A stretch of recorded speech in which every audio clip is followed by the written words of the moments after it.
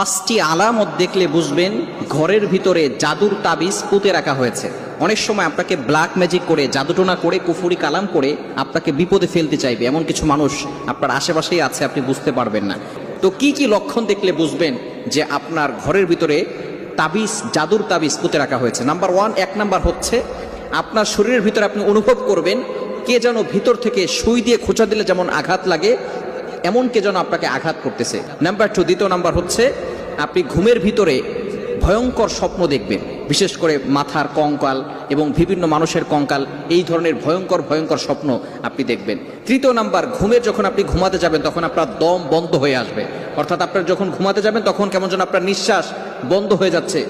4 number হচ্ছে সব সময় মাথা ব্যথা করা এবং চোখে ঝাপসা দেখা। 5 নাম্বার হচ্ছে সংসারের ভিতরে ঝগড়া লেগেই থাকা। এই ধরনের যদি হয় তাহলে মনে করবেন যে আপনাকে কেউ ব্ল্যাক ম্যাজিক করার চেষ্টা করতেছে।